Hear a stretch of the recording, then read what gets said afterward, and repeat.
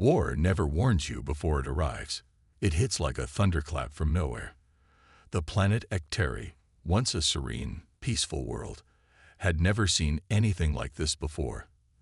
There was no tension, no feeling of impending danger. But that night, the skies shattered. In a matter of hours, everything changed. The Dravox, a rogue alien faction known for its brutal attacks across the galaxy, decided to strike. They didn't warn anyone.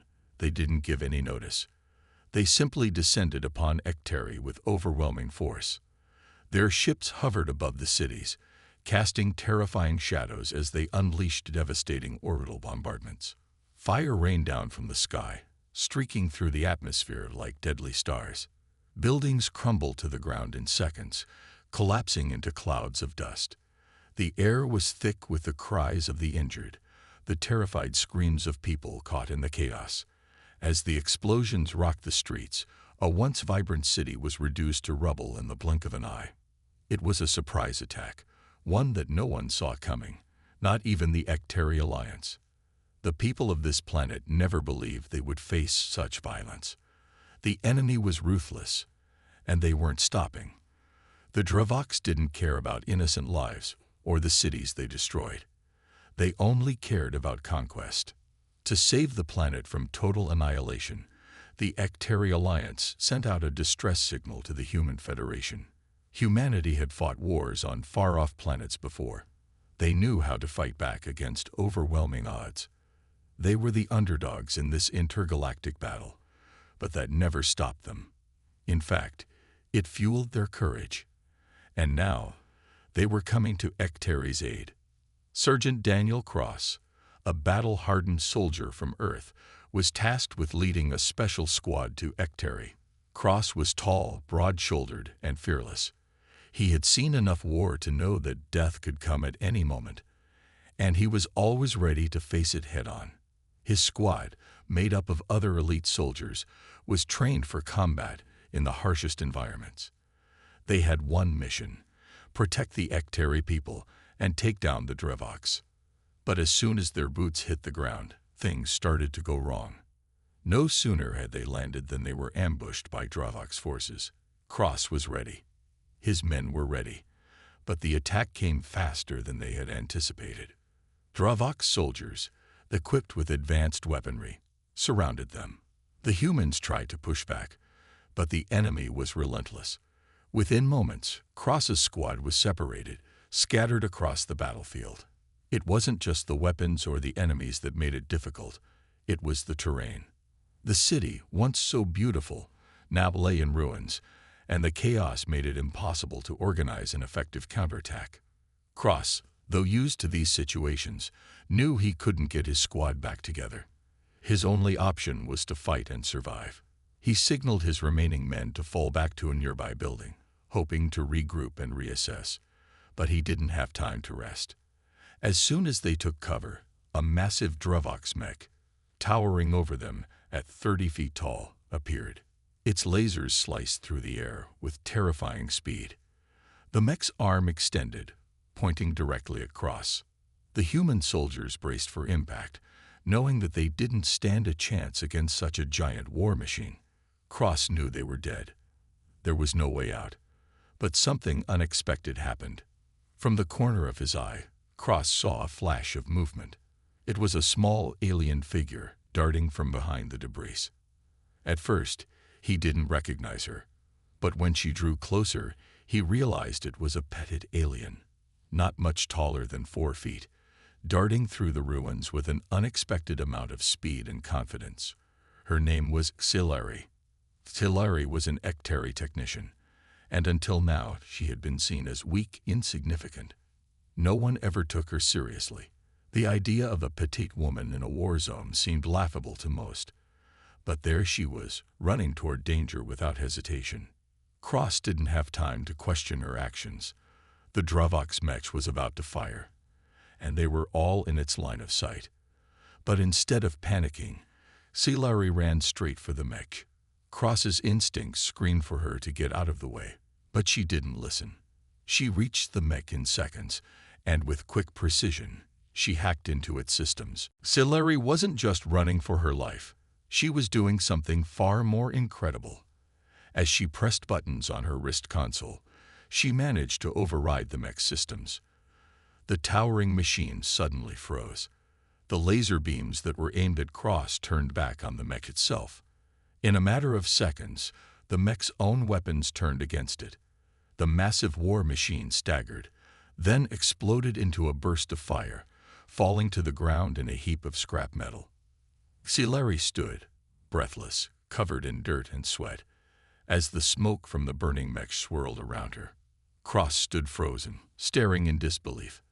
A petted alien girl, no older than a child, had just saved their lives. Her small figure had made the impossible happen. She looked at Cross, her eyes filled with determination and courage. But also, strangely, a quiet sadness. Scylla hadn't come here just to help them. She had come here because she didn't want to be seen as weak anymore. She wanted to prove to herself that she was more than just a small technician. She was more than just the tiny alien that everyone ignored. And in that moment, Cross saw it. He saw beyond her size, beyond her appearance. What he saw was a heart far bigger than anyone could have imagined. In the midst of the war, it was the little things, the unlikely heroes, that made all the difference. Scylla had shown them that size doesn't matter in battle. What matters is the strength of the heart. And right now, Scylla's heart was as big as any soldier's. When the dust finally settled and the echoes of battle faded, Sergeant Daniel Cross stood still, his mind racing. The battlefield, once a bustling city filled with life, now lay in ruins, a shadow of what it used to be. His squad was injured, scattered, and stuck behind enemy lines. The situation was dire, and yet something extraordinary had just happened. Scylla, a small 4-foot-tall alien, had just saved his life, and the lives of his remaining men. She had hacked into a massive Drovox mech and turned it against its own forces. The sheer audacity of it left Cross in awe. How could someone so small, so seemingly insignificant, possess such immense bravery and intelligence? The image of Scylla standing amidst the wreckage of the mech, with nothing but determination in her eyes, was seared into his mind. She didn't flinch in the face of danger. While most of the soldiers would have frozen or panicked, she had acted with precision, without hesitation. Cross couldn't quite figure her out. Scylla was different from anyone he had ever met. Despite her size, she was resourceful and fearless, but there was something about her that still didn't add up. She was clearly intelligent, resourceful, and determined. Yet, she wore an air of insecurity that Cross couldn't shake off. It was strange to him. She had just taken down an entire mech, single-handedly, but she still acted like someone who didn't believe in their own worth. Cross knew he needed answers, but there was no time for questions. They had to keep moving. The mission was far from over. The Drovox were still out there, and they weren't going to stop. Cross's injured squad needed to get to safety, but that wouldn't be easy. The Drovox had already begun to fortify their position, and the humans were stuck deep within enemy territory. Cross, along with a handful of surviving soldiers, moved cautiously through the ruins of the city. They were careful not to make too much noise. The last thing they needed was to draw the attention of the Drovox again. They were fighting an enemy with far superior technology, and every step they took had to be calculated. As they moved through the streets, Cross found himself glancing back at Scylla.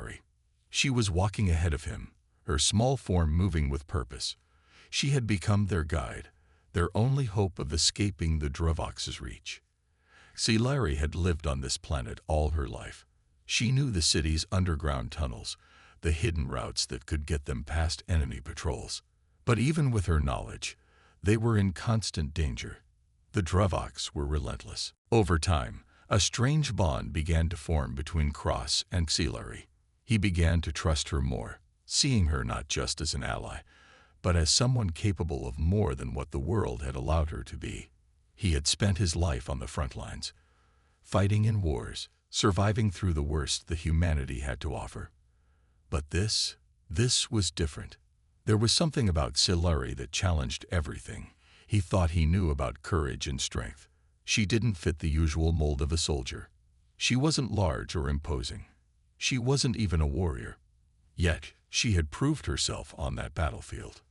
But as their trust in each other deepened, Cross couldn't ignore the nagging feeling that something wasn't right.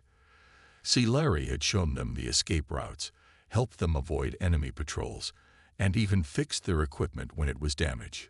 She was invaluable. And yet she still didn't seem to believe in her own worth. The way she kept looking over her shoulder, the way she hesitated before making decisions, it all pointed to one thing: insecurity. Why? How could someone so capable, so brilliant, feel this way?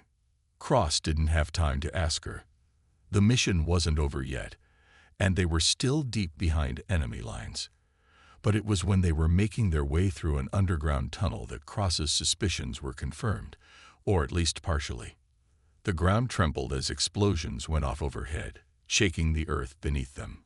Cross knew that the Dravoks weren't far. The last thing they needed was for their location to be compromised. They needed to move faster, but they had to be careful. Just as they reached a narrow passageway, Cross noticed something strange. One of his soldiers, Private Benner, who had been acting strangely since the start of the mission, was moving too slowly. He was lagging behind, and Cross could see that he was looking around nervously. The rest of the squad was ahead, but Benner was looking back over his shoulder, as if expecting someone to come for him. "Benner," Cross barked, snapping him out of his trance. "Pick up the pace." But Benner didn't respond right away. When he did, his voice was shaky. "Sir, I don't think we're alone." Cross narrowed his eyes. He had learned to trust his gut over the years, and it told him something was wrong. "What do you mean?" Benner hesitated, his face pale. I think someone's tipped off the Dravoks. Our location, it's been compromised." Cross felt his heart skip a beat. He'd known there was something off about this mission. The Dravoks were too organized, too precise in their attacks. But he had been too focused on survival to consider the possibility that they might have a traitor in their midst. His eyes flicked over to Silari, who was walking ahead, oblivious to the conversation. Was it possible that someone had leaked their position to the enemy? The trust he had placed in the Ekteri alliance was starting to crumble. "Stay alert," Cross ordered his squad. "We need to find out who's behind this, and fast. No one is to trust anyone but each other until we figure out who the traitor is." Silari stopped when she heard his voice, turning to face him. "What's going on?" Cross didn't want to involve her, but it was clear she would have to know. "Someone sold us out," he said grimly. "We've got a traitor in our midst." Silari's eyes widened. "You think it's me?" she asked, her voice barely above a whisper. Cross immediately shook his head. "No, I don't know who it is yet, but we need to stick together. We can't afford to trust anyone else right now." Silari's face fell slightly, a shadow crossing her features. For a brief moment, she looked like the same uncertain girl Cross had met on the battlefield. The one who wasn't sure she belonged. But in the chaos of the moment, Cross couldn't afford to dwell on that. They needed to figure out who had betrayed them, and fast. As the tension mounted, Silari quietly pulled out a small device from her pack. "I can track the enemy," she said, her voice steadier than before. "If we follow the signals, we can find out where they're planning to hit us next." Cross nodded. He didn't know if he could fully trust her, but right now she was their best chance. The small alien girl had proven herself on the battlefield.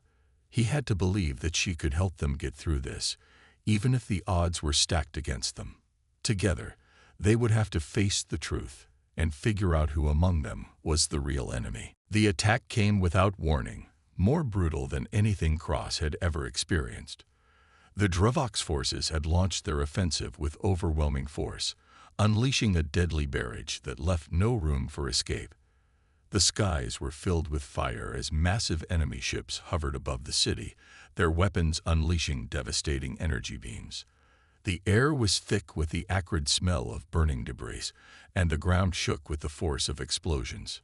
Cross and Silari were part of a small team sent on an infiltration mission to sabotage an enemy communications relay.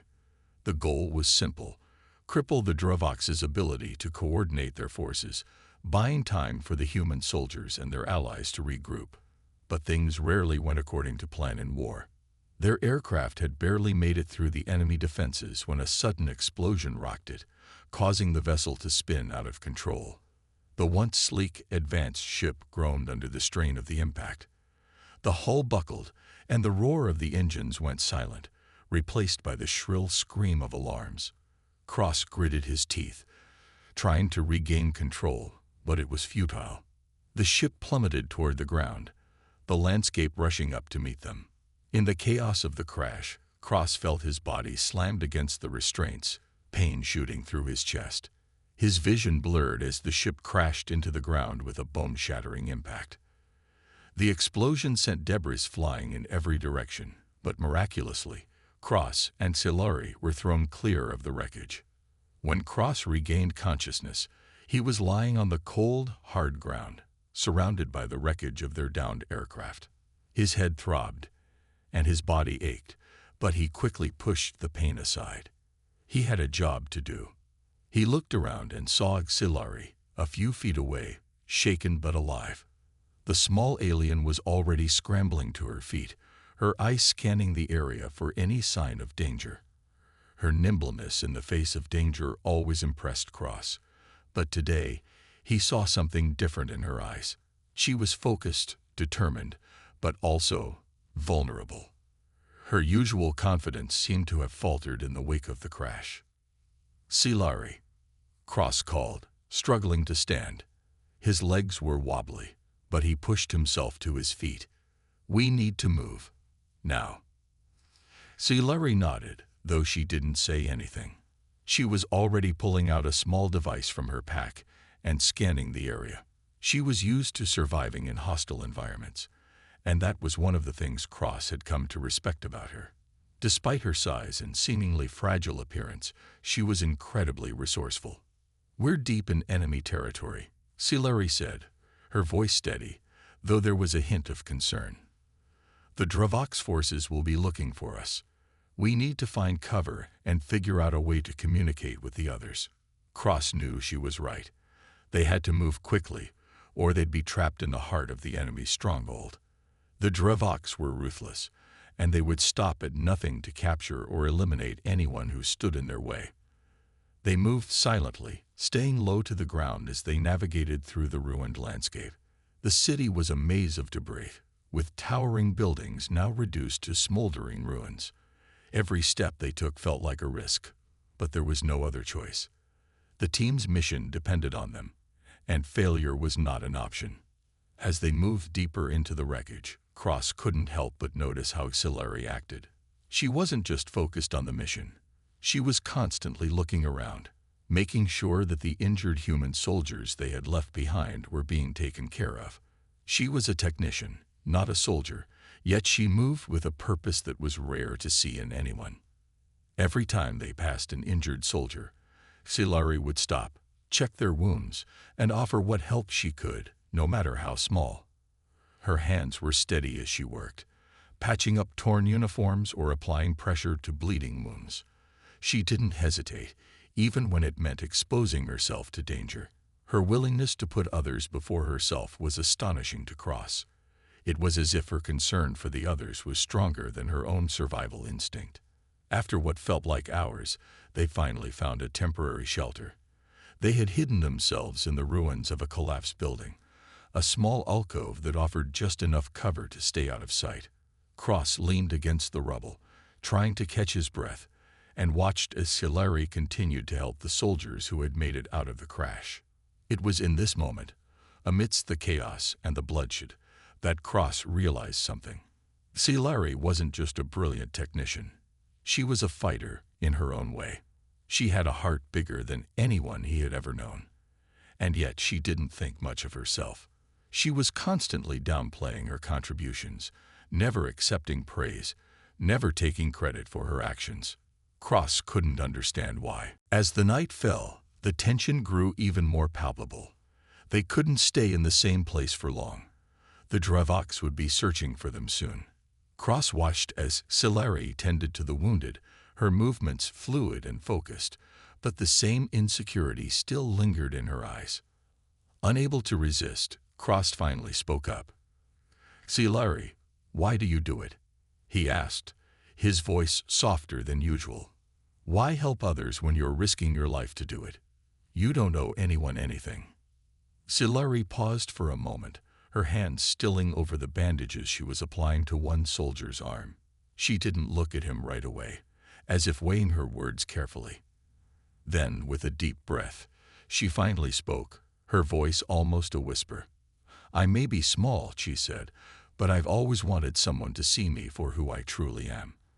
I've spent so much of my life being overlooked, being told I wasn't strong enough, that I wasn't capable. But I want to be seen. I want someone to recognize that I have value, that I'm not just a small alien who doesn't matter." Cross stood there, stunned by her honesty. He had never imagined that someone like Sci-Fi, so brilliant and capable, could feel this way. It was a humbling moment for him, and the weight of her words hit him harder than any explosion ever could. In that moment, he understood her in a way he hadn't before. "You matter, Sci-Fi," Cross said, his voice sincere. "You've done more than most people I've known, and I trust you. We wouldn't have made it this far without you." Sci-Fi's eyes met his then, and for the first time, she allowed herself a small smile. It was fleeting, but it was there. For a brief moment, the weight of her insecurities seemed to lift. Maybe, just maybe, she was starting to believe it. But before they could talk further, the sound of enemy footsteps broke the moment. Cross's hand went instinctively to his weapon, his senses alert. They were not alone anymore. The Dravox were closing in, and the fight was far from over. The jungle around them was eerily quiet. The low hum of the Dravox's cloaking device was barely audible, a constant reminder of how they were being watched, stalked by an enemy that could appear out of nowhere. Cross felt the tension in the air, the weight of every step they took, knowing the Dravox could be right behind them, hidden from view. Sci-Fi, always the perceptive one, noticed the change in the atmosphere. She had been quiet for some time, scanning their surroundings with sharp eyes, looking for any sign of danger. Her hands were tense, constantly moving over the devices she had strapped to her suit, ensuring their comms were still intact and that they weren't being jammed. "I don't like this," Sci-Fi muttered, almost to herself. Cross glanced at her, his eyes narrowed. "What do you mean?" "Something's off. We've been moving for hours, and I haven't heard anything from the rest of the team. They should have checked in by now." She hesitated, then added, "And there's something wrong with the ground. It's too quiet. I feel like we're walking into a trap." Cross furrowed his brow, his gaze sweeping over the thick foliage. He knew she was right, but they had no choice but to keep moving. The Dravox were notorious for their stealth technology, and they'd already been too close to the enemy stronghold to turn back. They had to find and destroy the cloaking device if they were going to survive and turn the tide of the war. "Let's keep moving. We need to find that device," Cross said, his voice firm. Sci-Fi nodded, but her hesitation remained. They both knew the odds were against them. The cloaking device was housed deep within a heavily fortified Dravox stronghold, surrounded by their best soldiers. Getting past the enemy's defenses was going to be a monumental challenge. It almost seemed impossible. After hours of trekking through the dense jungle, they finally arrived at the outskirts of the Dravox stronghold. From their vantage point, the complex appeared nearly invisible, blending perfectly into the surrounding environment. It was a technological marvel, designed to be undetectable to anyone who wasn't actively searching for it. Cross crouched down behind a cluster of rocks, peering through his binoculars. He could make out the faint outlines of the enemy's patrols, moving in and out of the compound with practiced precision. The cloaking device was powerful, but even with its interference, Cross could sense the heavy presence of the Dravok soldiers. "We can't approach this head-on," Cross said, lowering the binoculars. "We need a distraction, something to draw their attention away from the device." Silari stepped forward, her voice calm but resolute. "I'll do it." Cross turned sharply, his expression stern. "No, you're staying with me. It's too dangerous for you to go in alone." Silari didn't flinch. "You need me, Sergeant. I can get past their defenses. I know the technology, and I can hack into their systems faster than anyone else. You can't do this without me." Cross clenched his jaw. He had always trusted Silari's intelligence, but this mission was different. They couldn't afford to lose anyone, especially not her. The squad had already lost so much. "I'm not risking your life. We stick together, or we don't go at all." Silari met his gaze, her eyes unblinking. "You're not in charge of me, Cross. I'm going with or without you. I'll complete the mission, and I'll do it without getting caught." There was a moment of silence between them. Cross's heart raced as he processed her words. He knew she was right. She was the only one who could pull this off. And as much as it hurt him to admit it, he understood that he couldn't keep holding her back. Silari was strong, maybe stronger than he had given her credit for. "Fine," Cross muttered, finally relenting. "But you're not going in alone. I'll cover you." Silari's face softened, but only for a moment. "You can't afford to get caught either. Stay hidden, and if something goes wrong, you get out. I'll finish the job." Cross didn't like it, but he understood her resolve. It wasn't just about the mission anymore. It was about trust. And if there was anyone he could trust in this war, it was Silari. The plan was set. Silari would infiltrate the stronghold, disable the cloaking device, and allow the rest of the Alliance to strike. Cross's squad would stay out of sight, providing cover if needed. It was risky, but it was their only option. As Silari prepared to leave, she glanced back at Cross. Her usual bravado was there, but there was something more in her eyes now. A flicker of vulnerability.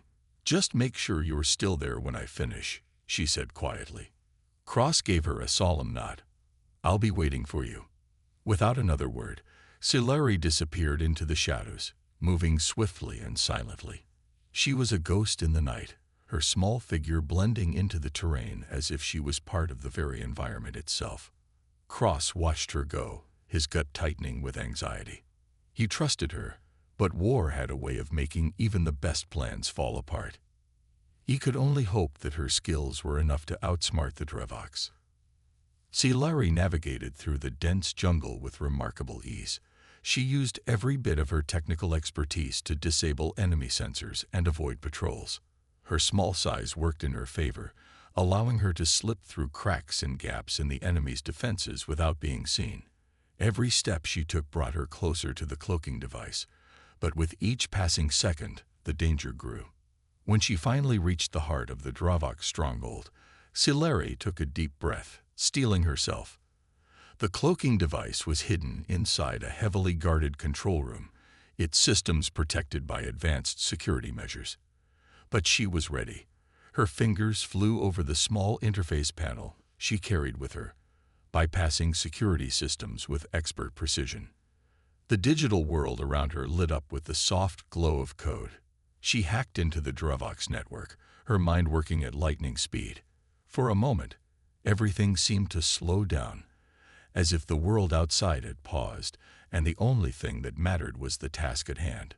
But the second she initiated the sequence to disable the cloaking device, the alarms went off. The sound of sirens pierced the air, and red lights began flashing around the facility. Silari cursed under her breath, knowing she had been discovered. The Dravoks were quick to react, and now the compound was on high alert. She had moments before the enemy would overwhelm her position. Cross was right. This was a trap. Silari had no choice now but to make a run for it. But as she turned to retreat, she heard a familiar sound, the hum of cloaked enemy mechs activating. The trap had already been set. She had walked right into it. "I won't let them take you." Darius's voice came through their comms, cold and calm. Stay close to the walls. Move fast. They'll be coming for you." And then he was gone, vanishing into thin air. The sisters exchanged a quick look before scrambling into action. They ran along the edges of the outpost, their hearts pounding, listening to the sounds of enemy soldiers approaching. Darius moved with terrifying precision, dispatching the first wave of attackers with ruthless efficiency. His cloaking device rendered him nearly invisible, and his enhanced weaponry made quick work of the alien soldiers. The sisters, still reeling from the betrayal, tried to keep up, but they were slower, less experienced. The truth hit them like a shockwave. Without Darius, they would have been powerless. The fight, however, was not in their favor for long. Enemy reinforcements flooded the outpost, and the odds shifted dramatically. Darius fought back fiercely, his movements a blur of calculated violence. But even with his skills and advanced weaponry, he was only one man against an army. The sisters could hear him, the sounds of blaster fire and the clashes of battle, and with each passing moment, the hope that they could survive began to fade. Then the skies darkened, and the ground trembled again. It was impossible to ignore the ominous rumble from above, the sound of something massive descending from the atmosphere. The sisters looked up just in time to see a brilliant flash of light. The enemy had called for an orbital bombardment. The first of many strikes hit the planet's surface, exploding in violent waves of energy. The force was so immense, it shook the ground beneath them, sending shockwaves that knocked them off balance. The sisters stumbled, fear gripping their hearts as the sky turned an eerie shade of orange. "This is it," Carrie whispered, her voice trembling. "It's over." But Darius didn't back down. Through the haze of smoke and chaos, his voice came through their comms again, steady and resolute. "We don't give up. Not yet." The sisters could hardly believe it. After everything they had endured, after the betrayal from their own people, Darius was still fighting. He was still willing to risk everything for them. His words, though simple, cut through the hopelessness. They had been abandoned, yes, but Darius was not going to let them fall. "We're not done yet," he said, his voice firm as he reappeared, his cloaking device failing for just a moment as he dashed toward them. His body moved with a speed and power they had never seen before. His weapon was a blur of energy, taking down enemy soldiers with calculated precision. He fought with everything he had, pushing his limits as the bombardment raged on. "We need to move," he shouted over the noise of the explosions, grabbing Jayla by the arm and pulling her toward a safer location. Now, with Darius leading the way, the sisters found the strength to move. They ran, dodging debris, crawling through the rubble as the bombardment continued to rain down. Each step felt like an eternity, each explosion like a hammer to their hearts. The sisters were exhausted, their bodies battered and bruised, but they kept moving. Darius's resolve had become their own. They couldn't give up now. They couldn't die here. As they moved deeper into the ruins, they could feel the heat from the ongoing bombardment, the very ground beneath them trembling from the force. But Darius, ever the leader, kept them focused. "Keep moving," he ordered, his voice calm despite the chaos around them. "We're not done yet. We're not giving up." The princesses, though terrified and disheartened by the attack, began to draw strength from Darius's unyielding determination. Their fate no longer rested in the hands of their empire, nor in the hope of rescue. It rested in the hands of the human soldier who had given them something they hadn't expected: hope. The battle was far from over, but as they ran for cover, with explosions lighting up the sky around them, they knew one thing for certain: Darius would not let them die. And as long as he fought by their side, they would fight too. The fight raged on. The air was thick with smoke, the ground trembled beneath the intensity of the bombardment, and explosions continued to shake the once mighty human outpost. Darius and the three princesses of the Avelari Empire were running out of time. The enemy had them surrounded, and they were becoming increasingly overwhelmed by sheer numbers. Each second that passed felt like an eternity. But despite the chaos, Darius remained unshaken. His eyes burned with determination as he fought fiercely, every move calculated, every strike precise. His strength, resilience, and combat expertise were the only things standing between them and certain death. Jayla, Kiri, and Lysara were still in shock from the overwhelming events that had unfolded. Their empire had abandoned them, and they were now trapped on a hostile planet with no hope of rescue, except for Darius. The human soldier, whose reputation had once filled them with dread, had become their savior, their protector, and their anchor in this storm of violence. But no matter how strong he was only one man, and the enemy was relentless. The sisters fought alongside Darius, their hands trembling as they fired weapons they had never dreamed of using. Their alien physiology made them stronger than most, but they were still out of their depth in this brutal conflict. As they moved, they could see how Darius was starting to falter. His movements were slowing, his once quick reactions now a fraction too late. There was something wrong, something terribly wrong. "Darius," Kiri called, her voice filled with panic. She had been by his side for hours, helping him fight off wave after wave of enemy soldiers, but now she could see the blood staining his clothes. It wasn't just a scratch, it was a deep, devastating wound. "You're hurt. We need to get you out of here." He turned to her, his face grim but determined. His cloak shimmered faintly, just enough for her to catch a glimpse of his battered form. His armor was dented, scorched, and covered in dark red streaks of blood. "I'll be fine," Darius said through gritted teeth, his voice as steady as ever. "But you need to go. Now, get to the transport bay. I'll hold them off." "No," Jayla interjected, stepping forward, her voice fierce. "We're not leaving you behind." Lysara, usually quiet and reserved, nodded in agreement. "We don't abandon our allies." But Darius only shook his head, a sharp pang of pain crossing his features as he steadied himself. "I'm not your ally, princess. I'm the one who keeps you alive. And right now, the only thing that matters is making sure you three get out of here. I'll hold them off as long as I can. You don't stand a chance if you stay with me." The sisters stood frozen, a surge of emotion rising within them. They had never known humans to be selfless. Their entire race had been painted as savage, brutal, and unfeeling. Yet here was Darius, a man who had fought tirelessly for their survival, asking them to leave him behind to die alone. Their hearts ached at the thought. "We won't leave you," Jayla said, her voice breaking, her fists clenching around the weapon she held. "We're staying with you, Darius. We'll fight together." For a moment, there was silence between them. Darius's eyes searched theirs, his expression unreadable. Then, as if accepting the truth of their resolve, he nodded, a small grim smile pulling at the corner of his lips. "Then we fight together," he said quietly. "But we have to make this quick. If we don't, we'll all be dead." Darius's plan was simple but dangerous. He knew that the outpost still had some old defenses, automated turrets, force fields, and a few hidden weapons caches. With his cloaking technology and their combined strength, they might be able to turn the tide.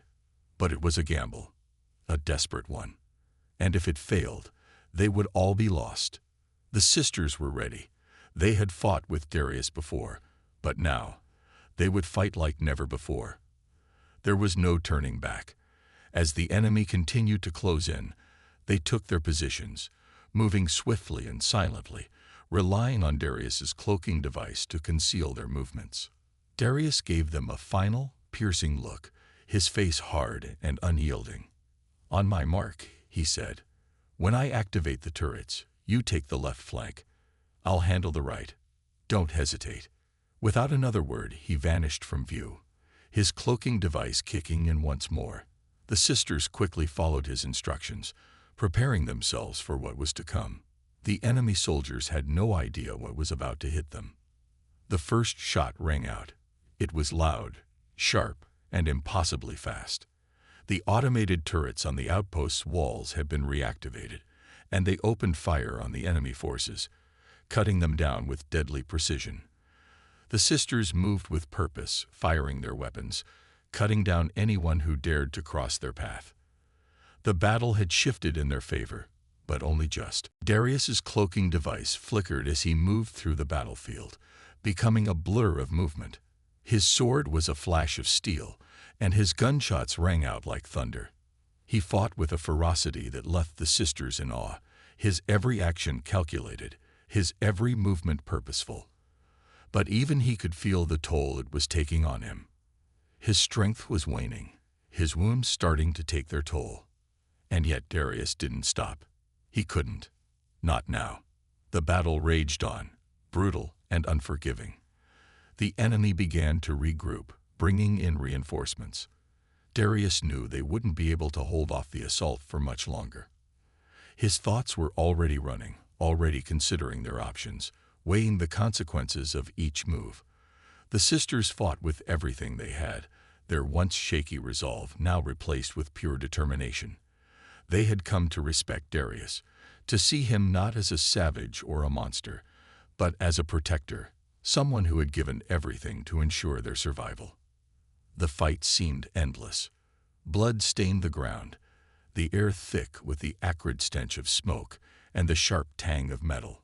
The outpost was falling apart, its walls crumbling under the pressure. Yet, somehow, they held on. But then, it happened. A blast rang out from an enemy weapon, striking Darius square in the chest.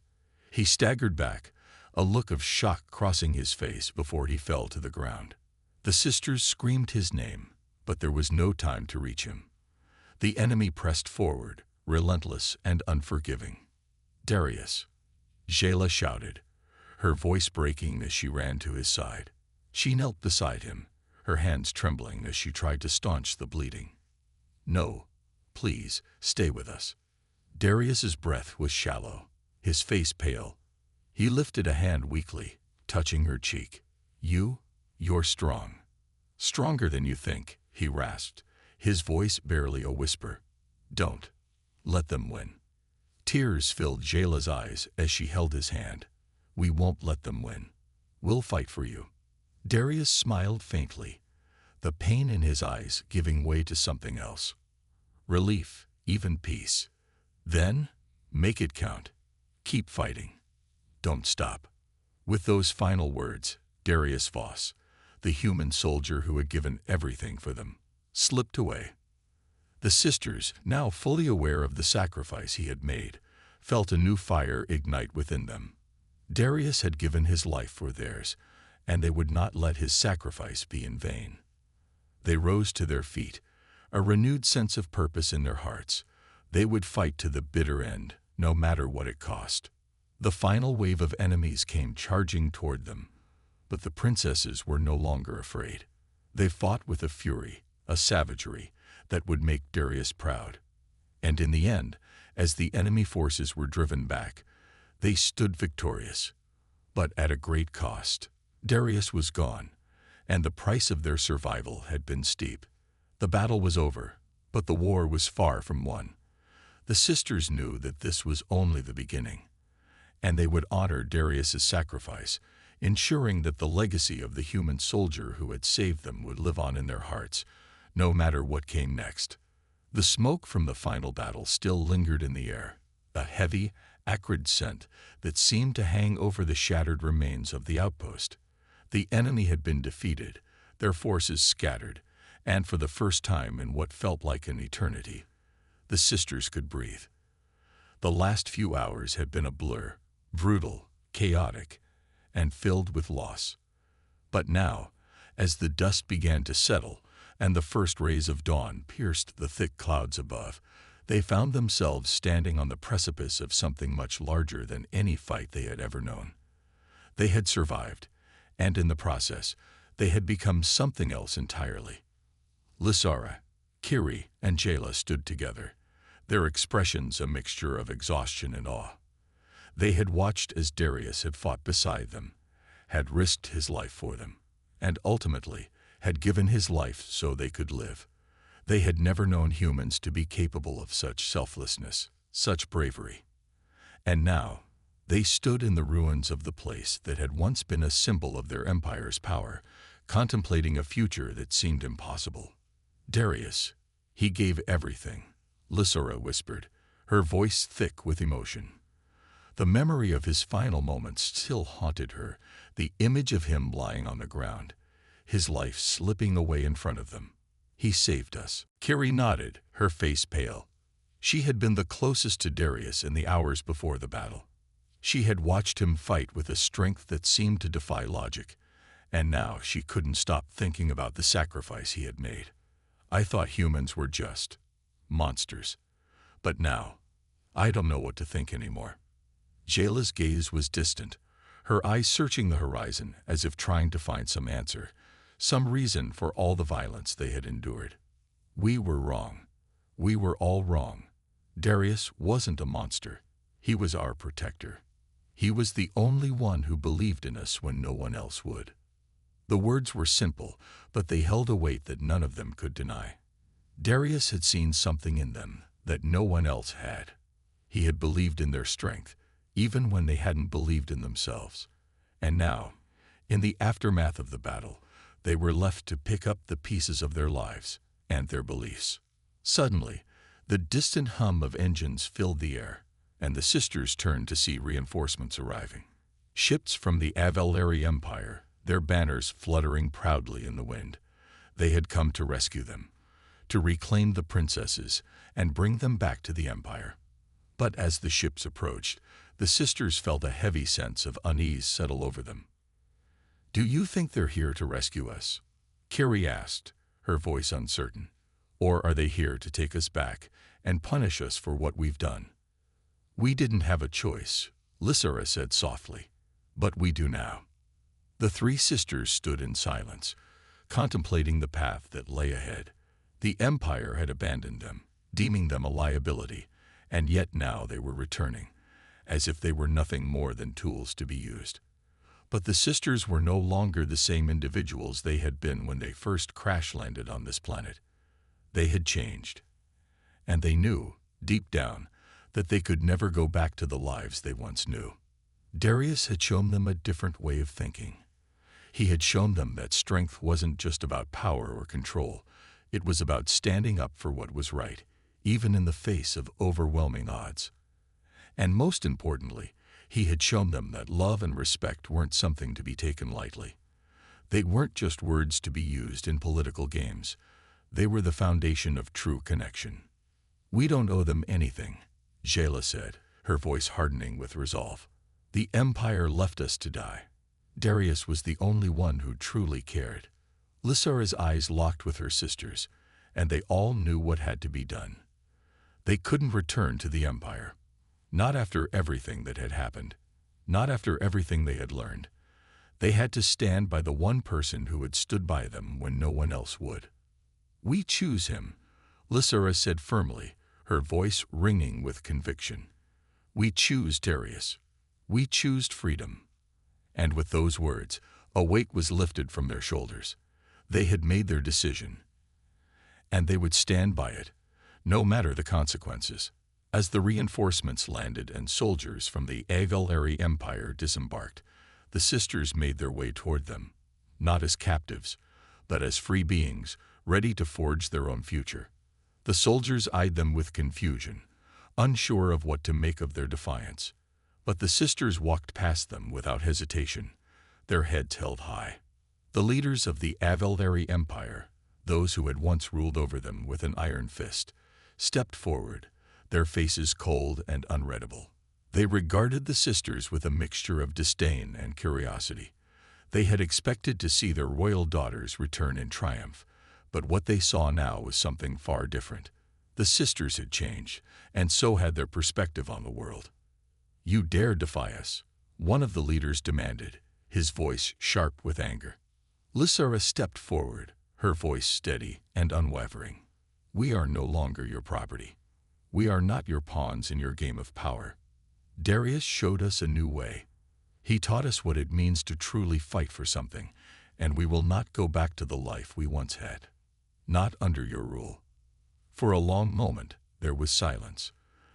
The air crackled with tension, and it seemed as though the entire planet was holding its breath. But then, something remarkable happened. The leaders of the Avelari Empire looked at one another, their expressions flickering with uncertainty. "You choose a human over your own people?" one of the leaders asked, his voice filled with disbelief.